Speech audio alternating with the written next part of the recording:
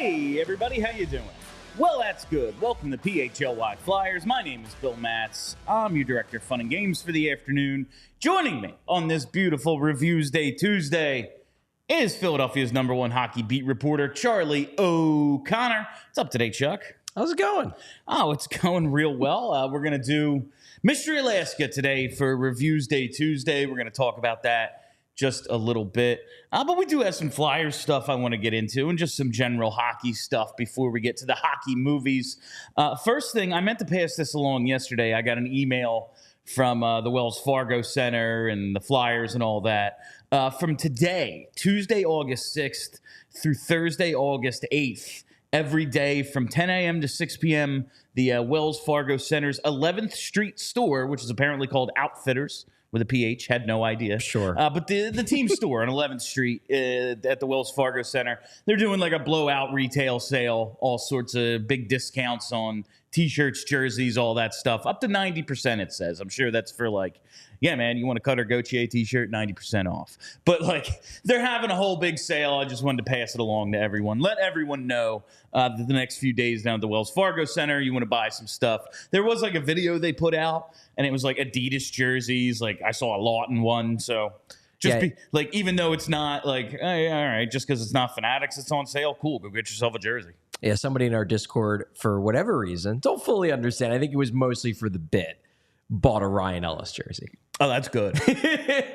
That's I guess they're still selling them. When my friends and I were running a restaurant in Glassboro, you either had to wear like a Bomb T-shirt, our actual restaurant logo, or a Philly sports shirt. Okay. So I would go to like Modell's and just load up on like, oh yeah, man, give me that Dom Brown tee. I got a Christopher, like all off the like, $5 rack after the dudes had been traded or whatever. It's like, oh yeah, Christopher Stieg, done. Like, bought a whole bunch of those to wear to work. So, hey, maybe you're in that situation. Head on down to the Wells Fargo Center store. All right. First thing I want to talk about is PTOs, Charlie, because it's August 6th. Hell else are we going to do? But I've seen a couple of different articles over the last couple of days, like one on the Hockey News suggesting maybe the Flyers go after Filip Zadina. One on Philly Hockey Now talking about maybe JVR on a PTO, something like that. But there's a couple of guys who I did want to look at. Okay. Just because the idea, like, all right, we're in this rebuild. We need to see who fits where. I don't know if like JVR actually fits what they need. Like, where do you play him and why? It'd be I will be getting to this in a sec when you finish setting the stage as to why I think all of these ideas are dumb. Oh, I'm not saying they're the greatest ideas, but every now and then just throw something out there. Sure. Maybe it'll work. It's August. We got to talk about it. You got to talk about something. And the idea that John Tortorella is this guy who gets the most out of a roster and gets the most out of his, whatever the talent level is, he usually brings the maximum amount of it to the surface for players. And he wrings every last ounce out of every guy. That's like what John Tortorella is known for. Maybe some lower risk moves like a Filip Zadina on a PTO, or maybe Kyler Yamamoto, who wasn't QO'd by Seattle. Like someone like that, you could, I'm not saying they're in the lineup every night, but if they don't have a ton of options, like, hey, man, you're the 13th, 14th forward, we'll get you in. And if you get hot, maybe you're on a third line with Scott Laughton and Bobby Brink, and maybe a guy with a little bit of scoring ability, like a JVR. Not JVR specifically, but maybe he helps a Bobby Brink develop because he can put the puck in the net a little bit, help you with the confidence, help a power play too. I don't know. What are your ideas? What are your thoughts on any of these guys, anyone else, the idea in general, whatever? I guess where I'm at is there are worlds where a Filip Zadina, a JVR would make sense. I don't know where they fit. Like that's the big thing. And I understand why we're having these conversations. I understand why like Philly Hockey Now is writing a story about what about JVR? What about this? Because You got to produce daily content, and these guys are still available, and they're not bad. Like JVR is still a useful, decent year. He's a useful NHL player. He was scratched a couple times in the playoffs, so clearly Boston wasn't in love with him, but he was useful for them last year. Philip Zadina is a former top 10 pick. He was drafted with the expectation that he could potentially be a high-end sniper. Never quite lived up to that bill. And Killer Yamamoto had some good years. And then he didn't get the qualifying offer, but there's good years in his past. So I get why people are looking at it. And the simple way to look at it is, well, we're not that good. These guys could be good. Why don't we add guys who could be good? Like there were people talking in our Discord yesterday about like, man, it would have been nice if they could have gotten Oliver Shillington to the contract that Colorado signed him to. And like in a vacuum, sure. I just don't see where any of these guys fit. Like you look at the Flyers, and I'm working on this piece on Joel Farabee. Hopefully we'll have it done sometime later this afternoon. The Mystery Alaska movie just took a lot of time. Longer than I remember. Yeah, it was 2 hours. Yeah. I was maybe expecting like 90 minutes, and then the Phillies game started, and they started losing, and then I got tired. So it was like, okay, I'm not finishing this Farabee article tonight. I'll finish it tomorrow. But part the reason why the conversation has started online about whether Joel Farabee could be a trade chip, part the reason why that started is because people are doing the math. And they're like, okay, you've got Matvei Michkov. Now we're looking at wingers. You got Matvei Michkov. He's obviously part of the future. Tyson Forrester, Tortorella loves him. The organization loves him. He's part of the future. Travis Konecny just signed the biggest contract really in franchise history if you're not counting the Shea Weber offer sheet. Owen Tippett is signed until 2032. So there's your 4 top 6 wingers. Joel Farabee is, at least in theory, and I don't totally agree with this line of thing because I do think that they're going to be moving guys around. If Joel Farabee gets hot, they're not going to keep him out of the top 6 just because like he doesn't fit in their long-term top 6. I think they're looking at it as we want to have depth, and Joel Farabee will provide us depth. And if we have a second-line caliber player on our third line, that's a good problem, not a bad problem. But the reality of the situation is Joel Farabee, most likely, if we're reading the tea leaves here, is going to start out the season on the third line. You want Bobby Brink in the lineup. So you don't want him on the fourth line. So I guess he's the other top 9 winger. There's your top 9 wingers. So yeah, like Philip Zadina in theory would be interesting. But if you're going to give him a shot, like sure, give these guys PTOs. PTOs aren't even contracts. They're just, we're going to take a look at you in camp. Fine. Cool with that. But unless somebody gets hurt, the only way you're going to be able to reclaim a reclamation project is if you actually play the reclamation project. We saw this with Denis Gurianov. Yeah. Like, yeah, he was intriguing. He had some good years in the past. They got him in the Wade Allison deal. There was no room for him. So now he went over to Russia because of course he did. There's no room for him here. I just like with Zadina, he's interesting, but like you're not going to be able to turn him into the next Owen Tippett unless you give him playing time. And I don't know where the playing time's coming from. As for JVR, you just bought out a guy in Cam Atkinson who is like kind of the same thing. I think the JVR thing, like if it wasn't such a numbers issue, like would make a little bit of sense. Like, all right, maybe he helps the power play. Maybe you can put him with a young guy like Brink. He didn't help the power play 2 years ago. No, but maybe with some other, like maybe he's a piece that you add to like a power play that can do things. Yeah. And then it's like he has a skill set, but like if there's no one to set up the power play, his whole thing is, well, once you're set up, I do stuff. Yeah. Like maybe I just, it's funny. It's almost counterintuitive. Like, oh yeah, you're a bad team. You don't have many really good players. Add these guys who might be good to it. But really, dudes like this, I think, fit better on a contender looking for that like value. Yeah. Like, if this, we just saw it with Connor Brown in Edmonton. We've seen it in a couple of different guys in Colorado. Like those JVR in Boston. Like, oh man, if it works, we have a nice player. Like, cool.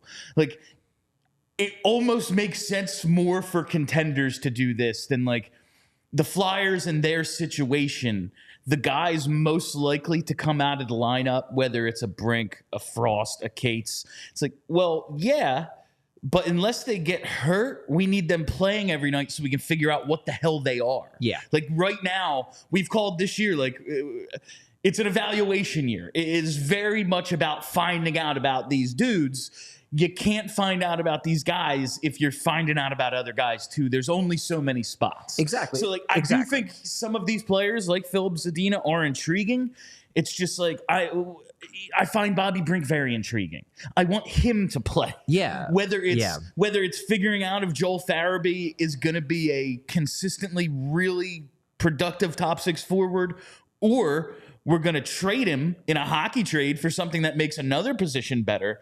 He needs ice time to do that. Yeah. Like either way, we need him to play. I don't think the Flyers are good enough to really differentiate between like a top 6 and a top 9. Like they don't have not yet. They don't have Matvei Michkov, Travis Konechny, sure, but like they don't have a 1C, so they don't have a first line. It's true. So there's really no differentiation between a first and third, second line, whatever to me. But they need to be clearly. There's a fourth line. That needs to be what it is. And then all these dudes in the top 9, we need to figure out what the hell they are. There just isn't a spot for other dudes. I think that sometimes you can fall into the trap of not like ice time. I know this sounds counterintuitive when you first hear it, but the more you think about it, ice time is an asset. Like that is a finite asset. You only have so much ice time to give to guys. And like, yes, Philip Zadina, you look at the name and you think to yourself, man, 6th overall pick, he's exciting, whatever. But here's the thing. He's 24 years old. He's actually older than Bobby Brink. Yes. He's a year younger than Morgan Frost. He was taken in the same draft as Joel Farabee. Like, if you're saying, well, why don't we pick up Philip Zadina because we need reclamation project? They already have those projects. Those projects are Morgan Frost, Joel Farabee, and Bobby Brink, the guys who they drafted who are basically the same age as Philip Zadina. It's just Philip Zadina is the theoretical mystery box who could be a boat. Whereas the guys we've watched who are the same age. Hey, he could be Joel Farabee. Yeah, exactly. That was like, you might as well just give the ice time to the guys you've seen. Why not just let's see if Joel Farabee can be better than what Joel Farabee currently is, rather than turn Philip Zadina into current Joel Farabee. Right. Listen, I'm not saying give these guys PTOs. I just think like some of the names are intriguing. The other thing about this, especially with like a Zadina, like 6th overall in 2018, that was 6 years ago. Yeah, it's a while ago. 2018, I feel like we all still think it's like 2021. Maybe it's just me. I'm like, oh, yeah, that was like a couple drafts ago. Like, it was 6 drafts ago. Yeah. He would be what he, like, yes, dudes break out late. It happens, definitely. Different situations, different ice time, all those things. That often. But it doesn't happen all that often. Chances are a guy drafted in 2018 is exactly what he is right now. Like, you know why we're talking about him on a PTO? Because he doesn't have a fucking contract somewhere. Yeah. And he's not getting one, and it's August 6th. Like, it's not like it's July 6th. You're like, oh, he's sitting there. Like, no, it's been a month and 5 days, and here he is, hoping for not even a real contract, hoping for a professional tryout at 25 years old. And like I mentioned, Oliver Shillington, who signed with Colorado yesterday, I mentioned that a couple of people on our Discord were saying, that would have been cool. But the thing with Oliver Shillington, and like I've liked him for a long time. He's an intriguing guy. He pisses me off because of the spelling of his name. I've liked the skill set. But he was drafted the same year as Travis Konechny. Like, that's the joke. It was the Barzell, they could get Barzell, Shillington, and everybody there. Yeah. That was the Provorov-Konechny draft. That was almost a decade ago. He is not young. He is a 26, 27-year-old who has had one full, legitimately good NHL season. Is he intriguing? If you're a cap team who's gunning for a playoff spot and you want quality depth in your mix that maybe he can, seize upon past potential and come back and be a useful, number 4, number 5 defensive for you. Yeah, it's a great, smart signing for Colorado, a reasonable price.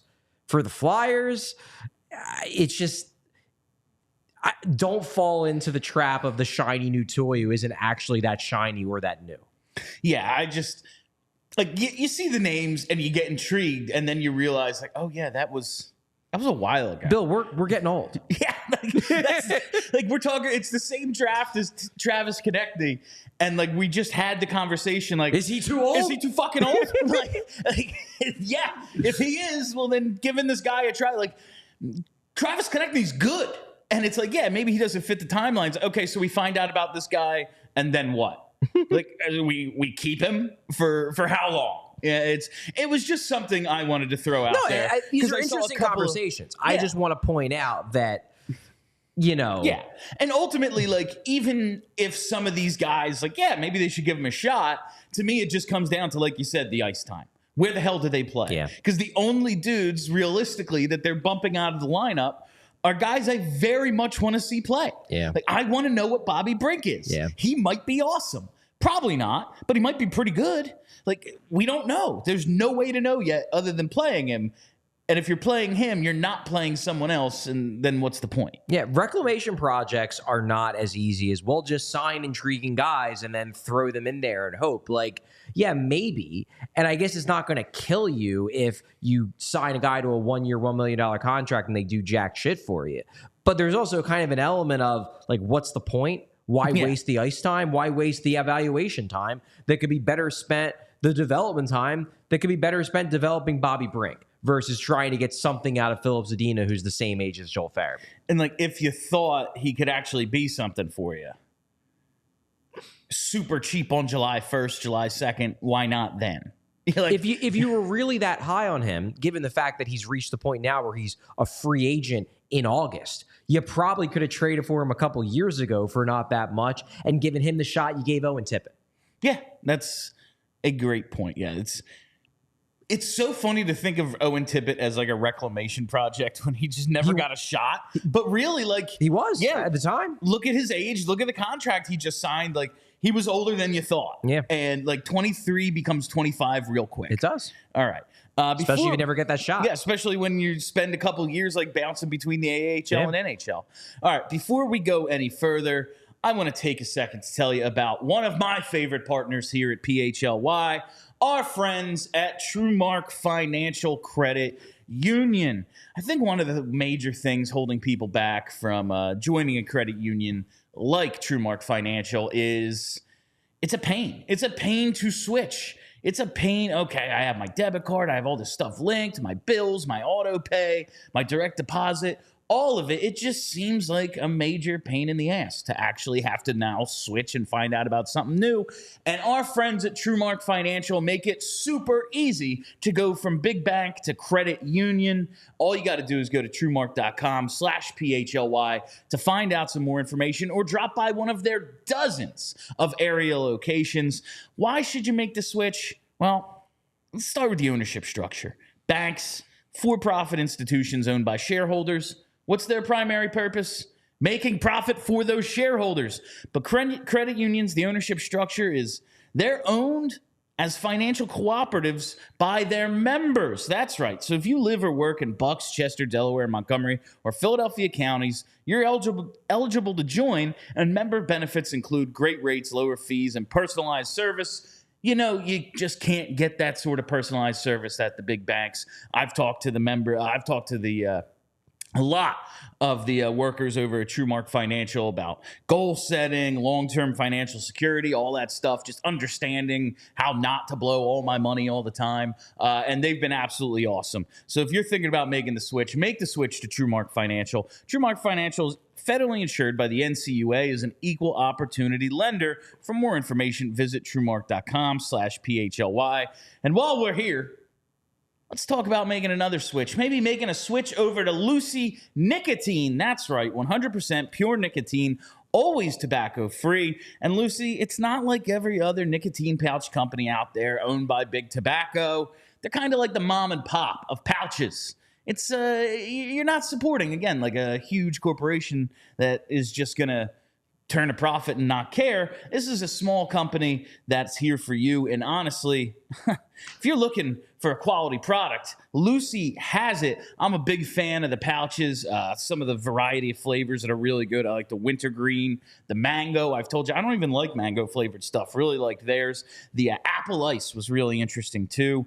I'm a big fan of all their pouches. If you're not a pouch guy or gal, though, they also have gum available in 2, 4, and 6 milligrams. So set yourself up with a subscription and have Lucy delivered straight to your door. Let's level up your nicotine game with Lucy. Go to lucy.co/flyers and use promo code FLYERS to get 20% off your first order. Lucy offers free shipping and has a 30-day refund policy if you change your mind. So that's lucy.co and use code FLYERS to get 20% off and always free shipping. And here comes the fine print. Lucy products are only for adults of legal age, and every order is age verified. Warning, this product contains nicotine. Nicotine is an addictive chemical. All right, Chuck, just one more thing I wanted to get to because we didn't get to it yesterday before we start with the Mystery Alaska stuff. Don Waddell, not all that interested in retaining 50% of Patrick Laine's salary. Understandable. It's a big one, even though it's only for 2 years. It's like 8.7, I think he's making, so 50%, pretty decent chunk if you're able to trade him. Says if he wanted to retain 50, he could have been traded already. Doesn't care to do that. It really feels like to me, and now listen, we still have like 2 months before the season starts. It really feels like to me the best case scenario for him is like, hey, Patrick, no one's going to trade for you at this price. We're not going to get anything for you. Show up to camp, come in shape, score a bunch of goals first 2 months, and we'll trade you before Christmas. Like, is that not the best possible outcome for both player? Like, who's going to actually trade for him at this point? Like the San Jose Sharks? Like, oh, cool, good luck, have fun. Yeah. And then, like, who has the cap space for him? And who's going to give Columbus anything for him? You're going to end up in the exact same situation you're in now. Why not just come and score a bunch of goals? I'm all for players having the right to be like, I want out of here, but at a certain point, you need to be realistic with yourself. Like, yeah, I'm not going to get to be sent to a better situation than the one I'm in. I'm on a team that needs me. Like, I get all this. Do they? I mean, in terms of who the hell else are they going to play? Yeah, it's you, man. You're the best player on this team if you want to be.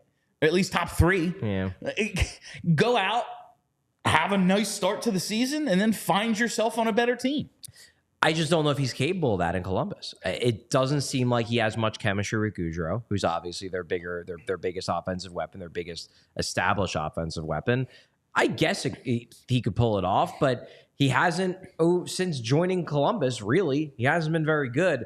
I think the thought process is that's just a toxic situation for him, and he's never going to succeed there, and maybe he could succeed somewhere else. Could that be how it plays out? Maybe. Yeah, I have to think, though, this might just be posturing on Waddell's part. That, in the end, Waddell might retain the 50. Or they could work out some type of deal with contracts. The one report that did come out yesterday from Michael Russo, who's one of the most plugged-in beat writers in the game, was that Minnesota is interested in Laine. Of course, Minnesota has cap troubles because they're still paying down the buyouts from Suter and Parise, but they like him. And maybe they could work out some sort of deal where contracts are going back and forth, like as part of a bigger deal, so that avoids Waddell having to retain the entirety. Minnesota could send back a bad contract. Yeah. And then because of that, Minnesota would be more willing and more able to take on most of Laine's final 2 years, even given their cap constraints. Wouldn't be surprised if it ultimately turns out something like that, because it does. To my eyes, it seems like that ship has sailed, like the Laine going back to Columbus ship. It just seems like they're far enough down the path that neither side really wants the other back. Obviously, you have the fact that he was in the player assistance program. A lot of times, and understandably so, a lot of times when guys come out of that, they just want a fresh start. They want a fresh start somewhere. Whether they had drug problems and like their dealers used to be in that city, whether they had depression problems and everything in that city reminds them of when they were in a really bad mental place. Like, there's legitimate reasons why guys coming out of the player assistance program just want a fresh start. And I think that's ultimately what he's going to get. While I fully understand all of that, I will say, like, 2021-22, his first full season in Columbus, 26 goals, 56 points in 56 games. That's pretty good. The following season, 22 goals, 52 points in 55 games. Last year, 6 goals, 9 points in 18 games. When he plays, he scores at a decent clip for them. Fair. He just never fucking plays. Like, that's the biggest problem for him now. And that's the thing where if I'm trading for him, I'm like, what am I trading for? How often am I going to have you available? The best possible thing he can do is play and play well. Like, that's it. If he just goes out and plays, chances are he's going to score some goals. Like, I get all the other stuff. It's just like your situation might not be fixable until you play. Yeah. That's if I was looking to trade for Patrick Laine, I'd be like, guy, I need to see you play. You don't play. You're really good when you play. You just never do. I mean, this is a similar situation the Flyers are probably going through with Rasmus Laine, except for the whole like being really good when he plays part. Well, yeah, he's. We want to make that trade straight up. Let's do it. He's gotten to the point where I'll pay him the. He's gotten to the point where he's fine. I'll pay him the 8.7 if they take Rasmus at full price. Fine, we'll figure something out there. Fair point. All right, but that's just what I wanted to talk about with some just some other stuff happening around the league. I mean, right you're now. really, and I know. I know you're building a show. I know. And we're scraping the bottom of the barrel, but also you're very like intent upon keeping this Laine thing going. I just am very. It's such an intriguing. Like when we talk about intriguing names. Yeah, this he guy is an intriguing scores, name. When he plays, he scores a ton of fucking goals. He just like I know like the raw goal totals. You're like 26, 22, but it's like in 50 games. Yeah, like he scores a ton of goals when he plays. He just doesn't play. I find that interesting. I'm very interested to see where this guy ends up and how it all works out. And there's always the chance that if he, goes to a new location and clicks with a coach, he could go back to being 40 to 50 goal Patrick Laine, like it looked like he was going to become in the early portion of his career. Like, that is always a possibility. He scored like 80 goals as a teenager. Like that's really good. That's hard to do. And we're talking about the NHL like 6 years ago when it was impossible to score. I don't know. There's something there. It's just like, are we ever going to get to see it? Is he ever going to play enough to really make it worth even paying attention to? We'll see. I'll just, all right. We shall see. It's now time for Reviewsday Tuesday. That's right. It's a Mystery Alaska time. I sat down, broke out the old DVD set. Do you have it on DVD? Oh, yeah. Yeah. I have most of the hockey movies we're going to talk about on DVD. I had to buy it on Amazon Prime. Oh, all right. $5. That was the one Send thing. me a super chat. That was send a super chat. That's I was wondering. Like Slapshot, I was good with going with first, especially one. It's the best hockey movie. Two, it was on like it just showed up on Netflix like a couple weeks ago. It's like perfect. Timing, Most people have Netflix. Of all the streaming services, that's probably the most popular. I assume most people can watch this for free.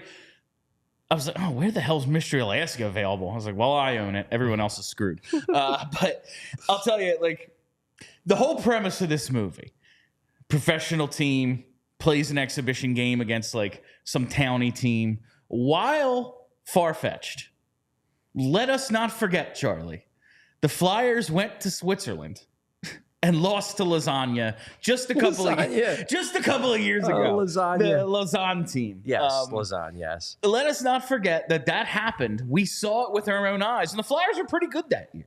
So also, it's possible. Yeah. This premise, it's possible. And also, it's hard to remember this now because it's become so ubiquitous in the hockey world. But this movie comes out in 1999, okay?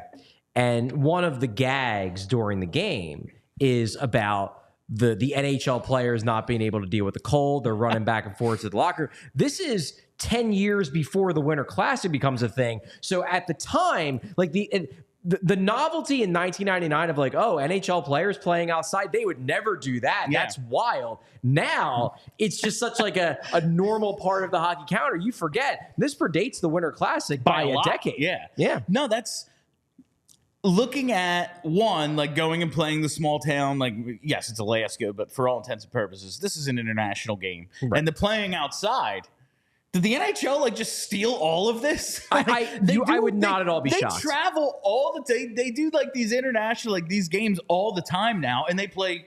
We'd say they have too many outdoor games now. I don't believe that, but a lot of people do. Like this was a straight up, like you said, like novelty. Oh, this will never happen in a million years. Idea in 99 when this came out. And it's the norm now. I remember when they did the Lake Tahoe game. Repeatedly, I heard people comparing it to Mystery Alaska. This is a genius idea. Like this movie, like whatever you think about the movie, the idea that came out of it, the outdoor games are the biggest thing on the NHL calendar by far in terms of like drawing people, drawing mainstream interest until the playoffs. And even then, like they outdraw those playoff games because they're held in 20,000 seat arenas by double or triple. So Oh, genius idea. Way to go, Mystery Alaska. So here's what I want to get to before we get into the nuts and bolts of this movie. Is it a good movie and do you like it? Because I watched it again last night and I still don't know if I actually like this movie. I like parts of it. Yeah. I don't know if I actually like this movie. I love this movie but again, like 1999, when this came out, I think I saw October 1st of 99 this came out, so I'm just 11 years old. Liked it a lot then. Watching it back, I'm like, is this good? Like, I will go to my grave. Like, Slapshot, this is a great movie. I don't know if this is actually any good. It's basically, this is every long shot sports movie. Yeah. This is a by the numbers sports movie. There's a little bit more swearing, a little bit more sex in it than like some of them, than like Cool Runnings, the Disney type movies. Sure. It is the Major League 2 of hockey. Like, all right, it's not Major League is a classic. No, it's Major an awesome League, film. absolute classic. Like, great film. Yeah. 2 is fine. Yeah. You know, if it's not for 1, 2 would be like, all right, this sucks. But Randy Quaid's great in 2. He is the highlight of 2. maybe my hero as a sports fan, Randy Quaid. Like, maybe the sports movie figure I grew to love more than any. Aspire to Randy Really Quaid just in Major League who 2. I want to be as a person, Randy Quaid in Major League 2. But yeah, like, is it good?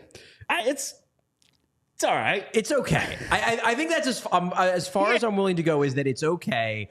And there are parts of the movie that I think are very good. I think that at times they do a really good job of, and maybe this is unintentional, of portraying the great parts of hockey culture and the bad parts of hockey culture at the same time sometimes. The locker room scenes are very, like, those are straight out of men's league locker rooms. Yes. The locker room scenes, that is exactly that. But yeah, like, you get the good and the bad. Well, here. like one scene I the think camaraderie about and is also great. Yeah. well, like, toxic masculinity, if you want to call it it's that. just like the one scene I think about is the scene where they have him the guy who accidentally reveals what he said about the woman he hooked up with to another woman, and then it gets back to that woman, and then he has to strip down and slide on the ice in the ice bag. Like, that scene is great, and that is so like classic, like, oh yeah, like these dudes are just dudes being dudes doing stupid shit, like jackass style stuff, and like that is funny. But then you're like, okay, but like what the guy originally said about the woman is pretty shitty. That's fucked up. Like, it's pretty freaking shitty. And that's the kind of stuff that like anybody who's been in a hockey locker room knows, like, it's like normal. Also, the woman, very attractive. Yeah. She plays the mom in Grounded for Life. She's like hot in that show. Yeah. Like, she's like the hot mom there's in that show. there's an element where it's like I think the movie is trying to present all of it as good. Yes. But in retrospect, it actually comes off as like kind of like an accidentally nuanced portrayal of any hockey. movie made before like 2014, you look back and go like, didn't see that one the first time around. But I guess my point is that, like, when you watch it now, like, it does come off as somewhat nuanced because you're like, okay, like it does a good job of showing like the majesty of hockey culture, of like of the game. The visuals at times are great, awesome. Like the opening visual when Weeks is skating down the river, gorgeous. The shots of the game with the mountains in the background, awesome. The pond, all really, really good. And then like the camaraderie is great too. But then you also have like the fact that this town, and this is the one scene where they do actually intentionally get to the nuance of it. The courtroom scene where they let the guy off for shooting the dude just because like they want to win a hockey game. And then Burt Reynolds is like, what the fuck, Are people? you serious? And like, he's not wrong. They try to Abe is sitting there and like, Burt Reynolds is right here. He's totally right. He's absolutely, you shot a guy. That is, if we want to we'll get to like filling out the favorite scene. The grocery store scene where he shoots him is my favorite scene. You know what? I completely did not realize, and it was literally there's a meme for those that aren't super active on social media. There's a meme from the movie Once Upon a Time in Hollywood where Leo DiCaprio, like, his commercial pops up and he's like pointing at the screen like, yo, it's me. And I did that when we get to that scene because, and I don't know if you watched this. Did you watch Better Call Saul? Part of it. Okay. Well, the guy who gets shot is Chuck from Better Call Saul. Like, and once he's like, I didn't even have to see his face. I heard his voice. I'm like, oh my God, that's Chuck. And of course I didn't know it when I watched it because it was 15 years before Better Call Saul was a thing. But that was a holy shit, that's Chuck. One thing I will say about this movie is the cast from top to bottom. It's good. Star-studded. It's good. From top of the line stars like Burt Reynolds and Russell Crowe to like, hey, he's in that thing. Like there's, except for the actual hockey players, I feel like I've seen this entire cast in all sorts of other shit. Like Mary McCormick, John Beebe's wife. She's good. She's a good actress. She's excellent. She's in The West Wing. She's really good in that. She's in, I think, a bunch of Sorkin stuff. Just so many people who you're like, yeah, from that thing. Yeah, like, the lawyer is in like everything ever made. Like Burt Reynolds is obviously a legend. Burt Reynolds, Russell Crowe. I mean, come on. That's the cast of this movie is fantastic. And this is like, was this before or after Gladiator? I want to say it's like right before. Was this peak open. Russell Crowe, or is this just before peak Russell Crowe? Gladiator is 2000. Okay, so this is right before. So they're like, So this is pre-peak, because peak Russell Crowe is like Gladiator, A Beautiful Mind. Yeah, where like he wins the Oscar and then he's the star of like the biggest movie ever. Yeah. So this is right before, but it is after LA Confidential, which is one of my favorite movies of all time, and I think that was like his. Like, oh, this guy is going to be big movie because he isn't the star, but he kind of steals the movie. And this, I guess, is right after that.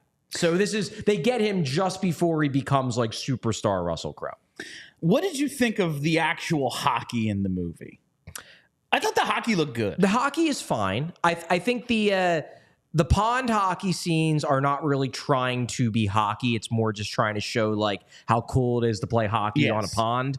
I think the scenes against the Rangers are pretty solid. Yeah. I think they are pretty solid, especially given how bad hockey scenes can be. Yes. They are pretty solid. I was like just like the circumstances of the game, like it's a great, I just like, oh yeah, the Rangers dominate the first period, but they get a power play and they get a breakaway. And like they're up 2-0. It's like, yeah, I've watched a lot of Flyers teams that have went for like I've absolutely seen this game play against the Rangers. I've seen this play out exactly like this. Shouldn't be up 2-0, but we are. And of course that lead slips away real quick. But I just like little stuff from this movie. I think that's the same. I like little things about this movie. The way they pick teams, the throwing sticks in the middle, and then just someone with their eyes closed. Like, yeah, man, like that's how we pick teams. Yeah. Like we never did baked potatoes to warm up the gloves and skates. But when we would play pond hockey, my one friend who was a firefighter, so we thought it was okay, would have a little bonfire going like over on the side of the ice. It's like, ice fire? Yeah, it's probably a good idea. And like then we would warm up our gloves that way. So like that little stuff, absolutely. Like more than the actual hockey. Like just the little things I thought they got right for like actual hockey fans. I think they got enough right that you can watch this movie as a celebration of small town hockey and enjoy it. I think they got enough right. There was one scene where everyone's like in different stages of like putting their equipment on in the locker room, and one guy doesn't have his shoulder pads or anything on yet, but has his helmet on. It's like, what the fuck is he doing? Like, what are we doing? But that was just a dumb little thing. Let's get to some of the stuff for our graphic. Just favorite character in this movie. I normally pick like, you know, a side character. Like for me in Slapshot, it was Mo, who's only in like 8 scenes, but he's hilarious in every one. I gotta go with Russell Crowe. With Beebe, I love John Beebe simply because, like, that's a hockey player, man. Like, been in the show for 13 years, doesn't want to let go. I will say, He had 3 points against the fucking New York Rangers. Yeah. Yeah. If they're looking to bump someone out of the game, it shouldn't be him. Yeah.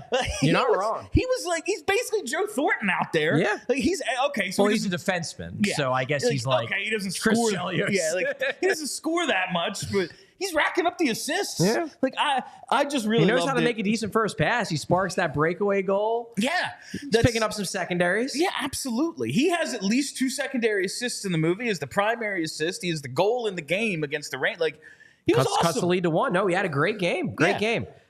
I really just love him, and he's a good character. And Russell Crowe is a very good actor. He's like, Russell Crowe. I mean, he can't sing, which we found out when he does Les Miserables. But from an acting standpoint, he's very good. No one and wants to see Les Mis. And this was peak.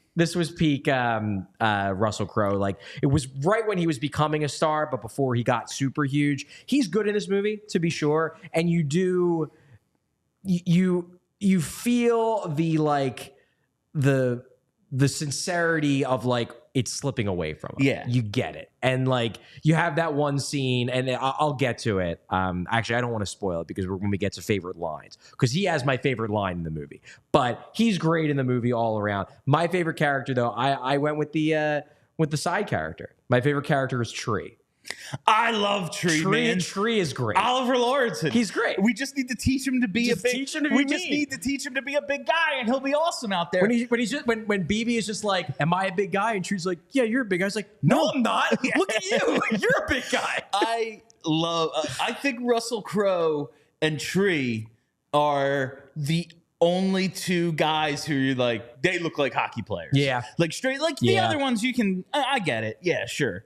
But like, Tree, I had to look it up. I was like, is this guy like a hockey player or something? Did he just pick him off the fucking beer league team? He has been in a bunch of Russell Crowe movies. Oh, is he just buddies like with him? A Burt Reynolds movie or 2 as well. Like he just must be friends with Russell Crowe or something. But I was like, this guy just looks like a hockey player. Worst ways to make a living. Yeah, like I like Tree a lot. Yeah, and like, he's very likable. And when he starts fighting with the Rangers guys, you're like, yeah, he's got it. He figured it out. Yeah, no, that's really good stuff. Just like he has a line when they're all getting off the plane, when after he's like, okay, I'm a big guy. He's like, not that big. And then there's one dude who must be 7 foot tall walks by. I assume that was Jason Smith, because that's something I looked up. Because none of the actual, I guess they asked the Rangers first, like, do you want to be in this movie? And they're like, no, leave us alone. Like, well, so they mistake on your part. They obviously get the rights from the NHL. Yeah. And they obviously got the rights from the Rangers to use the logo and the name and everything. But do I understand why there are no actual, because I want to talk about this. You want to talk about this too. Yes, definitely. Do I understand why there are no actual New York Rangers players from 1998, 1999 on the ice in the game? Yes. It would have sent the budget up dramatically if you're paying all those guys, or you're paying the fee to the NHLPA to get approval and everything like that. I get it. Does it take me out of the movie? Of course it does, because as you put it, and I want to give me the explanation you gave before we went on the air, because it's so good. All right. So when they're watching ESPN and they're trying to figure out, like, oh, we don't know if the Rangers are coming, Barry Melrose is talking all this shit. He calls it a joke.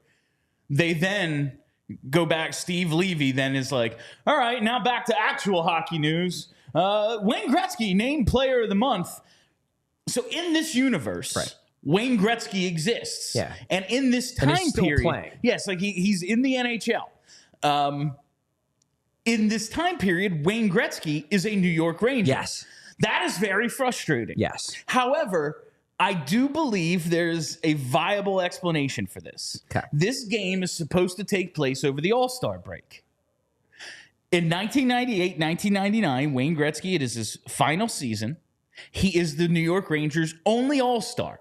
So you can explain it as Gretzky is at the All-Star game. That's fair. And the whole rest of the Rangers have to go to Mystery, Alaska to play this pond hockey game. And it's like, yeah, I'm Wayne Gretzky. I'm not fucking doing that. But here's the thing. It's my last All-Star game. Here's the thing.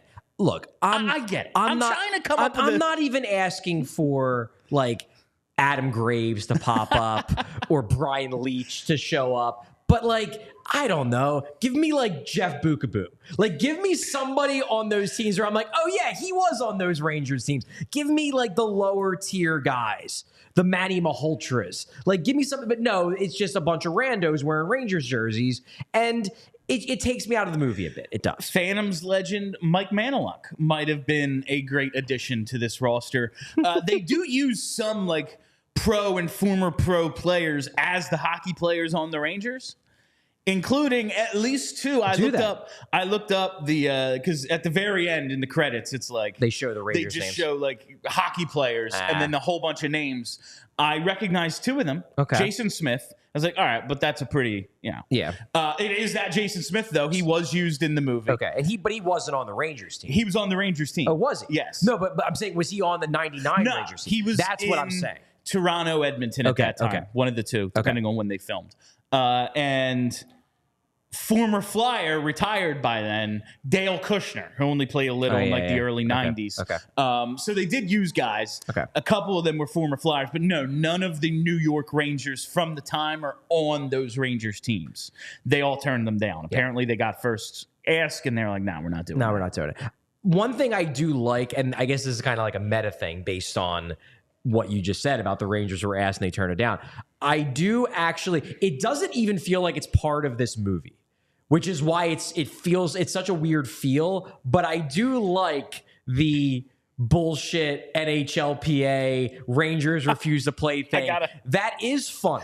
And like, it doesn't seem like it fits in this movie that well. And like, the lawyer randomly dying also just like comes out of freaking nowhere. It's like, what? They set it up.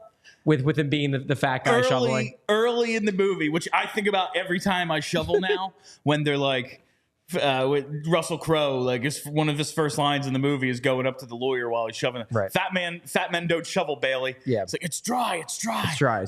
This is what I'm telling myself every time I shovel because I'm afraid I'm going to drop dead. But I do like that they add that little dose of realism, because that is absolutely the case. If the NHL signed a team up to do this randomly, the team would be livid. That is accurate. The most realistic part of this movie is the NHLPA is like, no. And they're like, yeah, we got to go. Like, that is absolutely.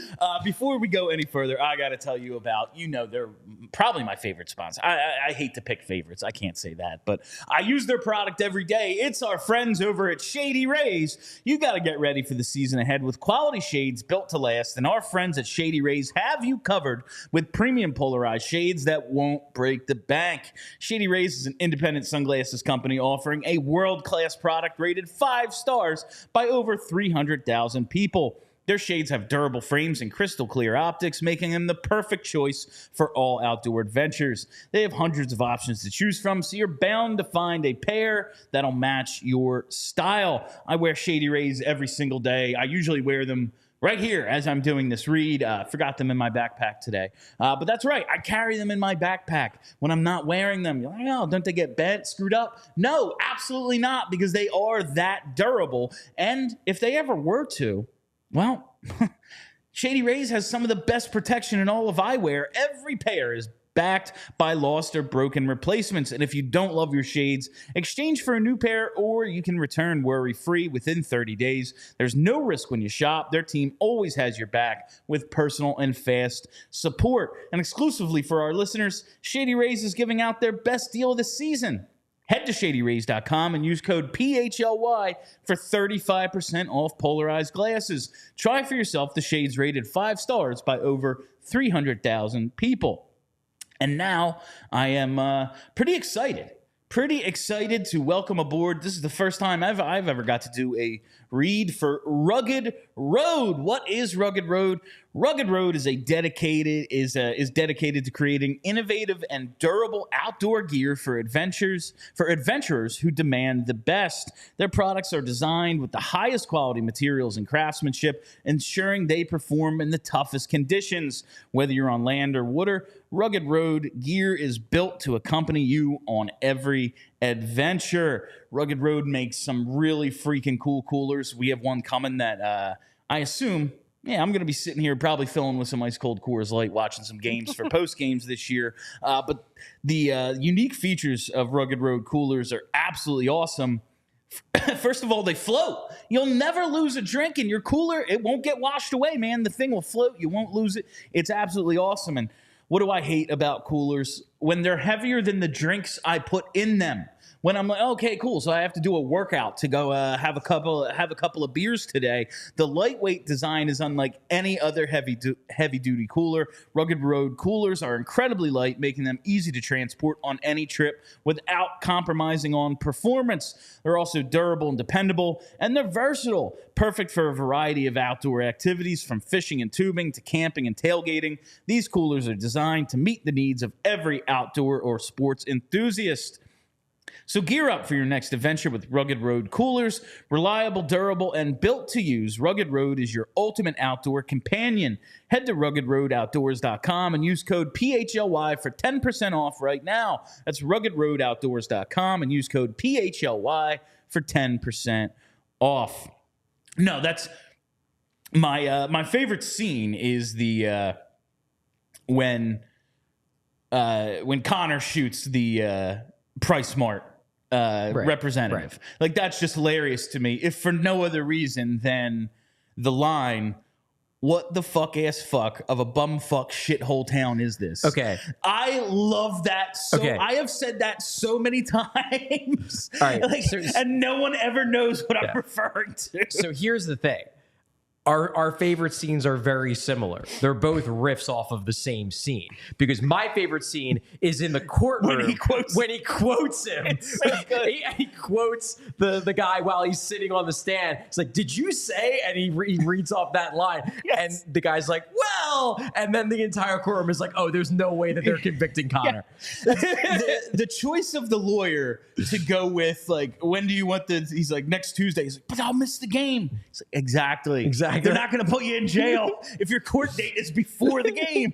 Like, absolutely genius. This lawyer did one hell of a job. Yeah. And he knows his audience. Took one for the team, man. Yeah. What, are they going to deny him? Like, oh, yeah, he died in the middle of the scene, and we're not going to send the NHL there now. Like, absolutely he wins. So that's way to go for him. That's an extremely fair point. Another thing I want to point out about this, about the fallout from this guy getting arraigned, charged, and then acquitted of in like a day and a half of assault. By the end of the movie, he gets a contract. That's also some really NHL shit. Tell me that's not a great. That might be the second most NHL thing. Yeah. Like the PA just having absolutely no power. Yep. Yeah, that's the first. That's the 2 most months NHL. After this guy gets acquitted for shooting a guy, he gets a 2-way NHL contract. I will That's absolutely outstanding. I'll tell you, my favorite line in the movie is spoken by your favorite character. It's when the Sports Illustrated comes in and they're reading John Beebe Russell Crowe's like player description. He's like, yeah, the only player without lightning quick speed. And then Tree just goes, every team needs a thumper, Johnny. It's a thumper, Johnny. Like, I have said that so many times. Like, that is a really good one. That's a good line. What do you have for favorite My line? favorite line is actually more serious, but I just think it's a really good payoff. And also it's one of those, like, yeah, he's like totally friggin' right. It's when he's in the car with his wife and he thinks he's going to get the call back to be on the team. And then the mayor is like, well, we want you to be coach. And then the mayor walks away and his wife goes like, every ex-player turned coach says they prefer coaching over playing. Like, you know, why would they all say that? And he just looks at her and he's like, because they can't play. Because they can't play. And like, that is just so good because you know that every single coach, as much as they say how much they love coaching, it's so redeeming, how great it is, they would give it all up in a freaking heartbeat to be out there with the boys, flying down the ice, scoring goals. You know they would. They all would. I think it's like, I just think it's like hard for a guy like Gretzky to like impart on a play. Like, I don't know, just go score. Like, I don't know, just score. But like, it also is probably so hard to be around it and not be allowed to do it anymore. Like, I bet you that's a big part of it. And it's getting taken away from you. It's like the classic Moneyball line where it's just like in the movie where they say, you know, everybody gets told they can't play the kids game anymore. Sometimes it happens when sometimes it happens when you're 35, but everyone gets told. Who is who do you think is the worst character in the movie? The character I dislike the most is the mayor. Mine is the mayor too. I hate him. I fucking hate the him. mayor. He's just annoying as hell. And his wife cheats on him, and it's like no big deal. He's like, yeah. Well, but see, I go from the flip side of that. Like, his wife cheats on him, and then she's like, but like, you won't sleep with me. like I don't know. Like, what the fuck do you expect me to do? Like, you never touch me But ever. he just is like, hey, you got me. You got me. Skag Martin comes to the door. I do think it's tremendous acting when he's just talking and like the mayor never says a word, but his face is tremendous the whole time. Like, is this happening right now? It's like, yes, it is happening to you because you're the worst character in this movie. Yes. And then he annoys the shit out of me. I mean, he turns me off immediately. And again, this is like very, very anti-stat of me. But like, come on, dude. You're in the small town hockey town and you're telling BB he can't play anymore? Like, because you got to bring the young hotshot kid in? Like, come on. What the fuck, dude? Stop being an asshole. The fact that this town council in this hockey town doesn't value culture and veteran leadership what the hell? is maybe the most unrealistic part of this movie. That is probably the most unrealistic thing. Like, yeah, they're going to bench BB for the hotshot kid. Absolutely not. No chance. It is a great scene when Russell Crowe goes up to Stevie Weeks in the like little that restaurant. Is a good scene. Yeah. And he's like, all of his friends are celebrating him making the game. In the diner, and then he walks in and they're all terrified. He just congratulates him. Yeah. Like, just skate. You'll be all right. He's also like, the sheriff. That's some great shit. Yeah, they're also terrified because he's the He's sheriff. gonna arrest them all. Like, he can just shoot you, and what's going to happen? Before we go any further, I just want to thank all of our PHLY diehards for joining us today and for all your contributions.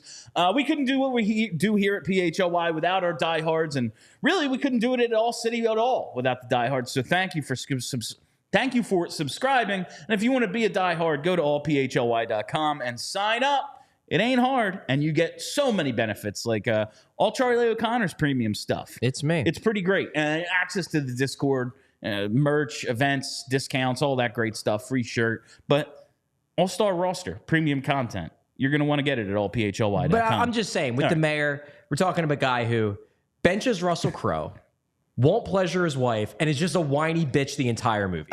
Thoroughly unlikable. He's worse than Hank Azaria by a lot. Oh, by a lot. By a lot. The only redeeming thing that the mayor does in the movie, which is legitimately cool, is the newspaper thing when the Rangers come on the ice. That is cool. All right, this is what I wanted to ask. As much as, like, I don't want to throw batteries at Cutter Gauthier, but it's going to be along those J.D. Drew lines. It's going to be hostile. It's going to be loud. Be very hostile. Should we go the other way and do the newspaper bit?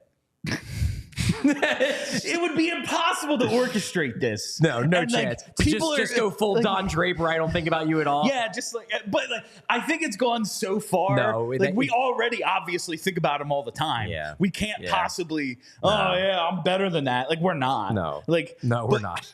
Had we not reacted the way we did initially, the newspaper bit when the Ducks come out on the ice would be something. Yeah. That is the one redeeming moment the mayor has, that it seems like it was his idea, and it's a good idea. Rest of the movie, he sucks. Mike Myers as the Don Cherry character is so fucking funny. That I had forgotten about that, and then it was like, oh yeah, he is playing Don Cherry. That is the thing. On. He nails it. He nails it. He's so good. Yeah, the Players Association, the Rangers, that was all funny. Oh, this was the last thing I wanted to say. Burt Reynolds is tremendous in this movie. The scene at the dinner table after the game where he's serving himself the mashed potatoes and just like filling up his plate as he's just dressing down his sons. You think because you scored 2 goals, you had a good game? And just, you skate like a figure skater. And when you get the puck, you do not pass. Like, this is John Tortorella. Yes. No, this is John Tortorella. John Tortorella watches that scene and gets like a hard on. Like, this is everything I believe. Yes. Like, this is going to be him talking about Matvei Michkov for the first month of the season. Probably. Like, no, we have to make a man out of it. Yeah. No, John Tortorella is like, I don't know if there's been a coach in cinematic history that is more of a John Tortorella stand-in. Like, that's him. Than Burt Reynolds in this movie. That is absolutely him. I say that Orion from D3 is Dave Haxtell. Yeah. Yep. Burt Reynolds in Mr. Alaska is John Tortorella. He has to scream a little bit more, but I'm sure he could. No, he's more of the... understated, like I'm disappointed dad. Yeah. Then John Tortorella is just fucking screaming in your face. But like I just watched that conversation and was like, this is Torts and Mishkov. Yeah. Like this is what's going to happen. Yeah. All right. Is there anything else we want to say about this movie? I enjoyed watching it. Like I'm not going to say it is an A+ movie. No, it is not close. But the really good stuff is really fun. Yeah. It's just kind of at the end of the day, this is a more or less paint by numbers underdog. I like that they didn't win or tie. I really like that they hit the fucking post, puck in the glove, buzzer. Yeah. It's over. Standing ovation because like, yo, you lost to the NHL team by a goal. Like that's pretty damn Pretty good. Like that's you didn't get, it wasn't 25 zip. Like Also, I like they that. definitely they undersell the fact. I will get it into my evaluation, but they undersell the fact that the Rangers presumably have a full 18-man roster, and got Mystery 10 has guys. 11 because they have BD play. 11, They yeah. have 11, but like that. Aren't they going to get tired? Like I know the Rangers end up swapping guys in and out because they have guys in the hot dressing box room, in the yeah. dressing room to warm up. But like Rangers are rolling 4 lines, Mystery's rolling 2. I'm pretty sure by the third period, Mystery's not going to have enough energy to make that comeback. That ice, I don't know. Just saying. Ice is gigantic, and they're out there with 10, 11 guys. Like it's insane. But it is at the end of the day. I appreciate the cool runnings, moral victory aspect of it, rather than like, oh yeah, they beat the Rangers. Like, no, they didn't. But ultimately, it is kind of just, yeah, that's a sports movie. I think it's a movie of a lot of good things that doesn't really hold together that well as a movie. Yeah. It didn't need to be 2 hours. No, That you could have cut out a lot. That could have been 90, 100 minutes, really, not 120. In all honesty, you probably could have cut out. I get why you have the locker room stank scene and then the hazing of the guy who reveals it. You could probably cut out every single other one of stank scenes and you wouldn't lose much. Probably. Yeah. Like that, the entire side plot of him just being a sexaholic, like you don't really need it. No, like all of his lines are funny. Like the shit he says to the female reporter. Like, but like, yeah, it serves no purpose. It serves really no none purpose. whatsoever. Like, aside from setting up the gag at the end where they end up hooking up. All to set up him blocking a shot with his balls. Right. Like that's really what it comes down to. Yeah. Yeah. All right. That's it. That was another fun. That was a movie. That was another fun Reviews Day Tuesday. I will put up a poll on the @PHLY_Flyers Twitter for next week's movie. I'm probably going to add Miracle to the mix. A lot of people requested that. I've seen Miracle a ton. I could probably do that without watching it again. I'm hoping we can just save some time there. Yeah. But yeah, we'll add that to the poll. Mighty Ducks will be on it. A couple others. So we'll see what people want to do with that. But that is all the time we have for you on PHLY Flyers Day. Thank you all for listening. Thank you for hanging out. If you haven't already, you got to hit that subscribe button. Follow us right here on YouTube. Set those reminders. Never miss a live show. We'll be back tomorrow at 1 o'clock with What If Wednesday. A couple more hypotheticals for us to tackle. Follow us on Twitter at PHLY_Flyers. Follow the podcast PHLY Flyers wherever you get those. That's it. My name's Bill Matz. That's Charlie O'Connor. Until tomorrow, you stay loose and sexy, Philly. We all silly like the mayor.